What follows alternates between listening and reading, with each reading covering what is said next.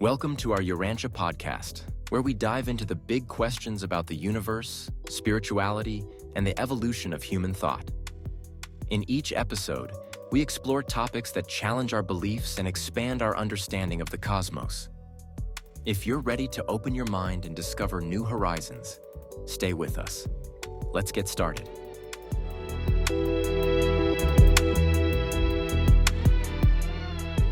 Ever really pondered the big questions about God, like who he really is? Well, buckle up, because today we're diving deep into a book that tackles these questions head on. The Urantia book.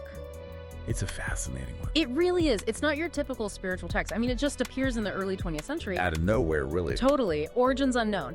But what makes it so compelling is how it lays out this incredibly detailed, almost mind-blowing view of God. Especially God as the universal father. Exactly. And what's so interesting to me is how it goes beyond just calling God, God. It does, doesn't it? It's like it wants us to connect with his nature, his essence on a much deeper level. Totally. To move beyond a name, a label. Right. Because we're not talking about some distant, impersonal force. And it uses all these different terms. First, source and center, universal father, creator. Each one revealing a different side of him. Right. It's like imagine calling your dad sir in everyday conversation. Right. Or just using one name for your best friend, your partner, all the time. It just wouldn't feel right. Exactly. It's about grasping that same personal, almost familial connection with God. Like we can actually know him. And that's where things get really interesting, because the book doesn't shy away from the aspects of God that are harder to grasp. Like, it talks about this tension between the God we might imagine, limited by our human desires, and this infinitely greater being who exists beyond our comprehension. That's a big one. It is. So how do we even begin to reconcile that? Well, it's like the book is challenging us, saying, hey, your human understanding, it's a starting point, but I'm going to need you to stretch it. To expand it. Exactly. Yeah. Because God is active in the universe. He's involved with creation. He's not this distant, removed figure. And there's this line that gets me every time. God is not simply the supreme desire of man, the mortal pursuit objectified. He's a saving person and a loving father. Wow. That gives me chills. That's powerful. Right. It really drives home that idea of a personal God. And it leads us to what might be the most mind-blowing concept in the entire book, that God dwells within us. And they don't dance around it either. It straight up says, a fragment of God, an actual part of divinity, dwells within each mortal being of this planet. Okay, now hold on. We're not just talking about feeling close to God here. We're talking about a literal piece of the divine living inside each of us. And that, my friend, is where things get really interesting. It's a lot to process, right? It is, but that's what we're here for. So before the break, we were really starting to unpack this idea of a personal God. Right, and how we can actually cultivate a relationship with him. Exactly. But you know, one thing the Urantia book keeps reminding us is that we can't box God in. Like, he's not some concept we can just fully grasp with our human minds. It's true. He's infinitely bigger than that. It's like it's saying, keep searching, keep growing, because you'll never fully comprehend the vastness of who I am. You got it. It's a journey of discovery, not a destination. Totally. And that journey isn't just about reading the book either, right? It's about experiencing the divine in all aspects of our lives. Absolutely. And a big part of that, at least according to the Urantia book, is really understanding and embracing the thought adjuster within each of us. You know, I think now's a good time to unpack that a bit more for our listeners. What is the thought adjuster, and how does it connect to God? Sure. The Urantia book describes it as a fragment of God, a piece of the universal father that actually lives within each and every person. So a part of God is literally inside us. That's a lot to take in. It's a profound concept for sure. It really is.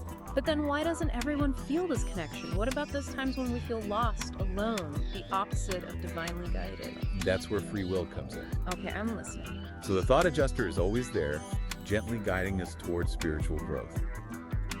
But we have the choice to listen to that guidance or to ignore it. So it's like we have this direct line to the universal father, but we can hit the mute button. You could say that. We choose whether to tap into that connection, to let the thought adjuster influence our lives. So it's an active choice. It's like a muscle we have to exercise. Exactly. Spiritual growth takes effort, intention, a willingness to really dive in. It's about recognizing that divine spark within and then fanning those flames through our choices, our actions, our entire approach to life. Right. And those choices have weight. The Urantia book doesn't shy away from God's justice, his righteousness. It's not all sunshine and roses. And that's something I appreciate about this book. It doesn't sugarcoat things. God is loving and merciful, yes, but he's also just. And demanding. It's about understanding that the path of spiritual growth, well, it has its challenges, but ultimately it leads to something much greater.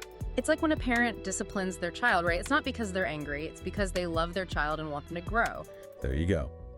And the Urantia book reminds us that we have that same loving, guiding force within us, helping us navigate life and become the best versions of ourselves. We're going to take another quick break, but stick with us. When we come back, we'll explore how to actually apply these teachings to our lives. Welcome back to this deep dive. It's been quite a journey so far. It really has. Yeah. This Urantia book and its take on the Universal Father. A lot to unpack. So much depth. Yeah. And we've only just scratched the surface. Barely. There's enough in this book for a lifetime of study, honestly. No kidding. But I think that's what makes these deep dives so great. You know, we pull out those key ideas. Stuff. Exactly. And we can really let those insights sink in. And speaking of sinking in. Ooh, good transition. I'm curious about how we actually apply these teachings to our lives. The real world stuff. Right. Because it's one thing to get the concepts in our heads, but how do we actually live them out? You hit the nail on the head. That's the big question. It is a big one. And luckily, the Urantia book actually gives some guidance on this. It does. Okay, I'm listening. One thing it really stresses is prayer. Prayer. Okay. But not just any prayer. It's more about aligning ourselves with God's will, not just asking for stuff. So less about gimme, gimme, gimme, and more about connecting with the divine on a deeper level. Exactly. It's about guidance, gratitude, opening ourselves up to God's presence. Nurturing that relationship with the Universal Father. You got it. And it doesn't always have to involve words either. Oh, really? Tell me more about that. Sometimes just being present, finding stillness, listening to that quiet voice inside, that can be the most powerful prayer of all. Creating that space for connection. That's it. I love that. But it goes beyond just our individual practices, right? Makes us, yeah. Because the Urantia book also talks about service. 100%. It's about extending that same love and compassion to others, letting that inner transformation out into the world. So it's about seeing the divine spark, not just in ourselves, but in everyone. Exactly. We're all connected, right? It's about seeing the world through a lens of love, forgiveness. That's powerful. It really is. And I think that's what makes this book so inspiring. It challenges us, for sure. It sets the bar high. It does. But it also offers so much hope. And reminds us that we're not alone in this. Not at all. We have the Universal Father, this loving God, right there with us. Guiding us every step of the way. And we've got the thought adjuster, that piece of the divine within. Our own personal compass, always pointing us toward our potential. I love that analogy. So as we wrap up, what are your final thoughts on the Urantia book's take on God, on this whole idea of the Universal Father? I think it's profound. It's this beautiful blend of the personal and the infinite. It challenges us to expand our understanding of God. To really go deeper. Exactly. And it reminds us that we are loved unconditionally, that we have a part to play in this grand cosmic story. And that's a message I think we can all take to heart.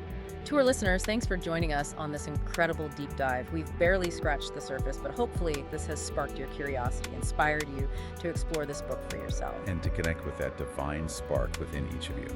Until next time, take care.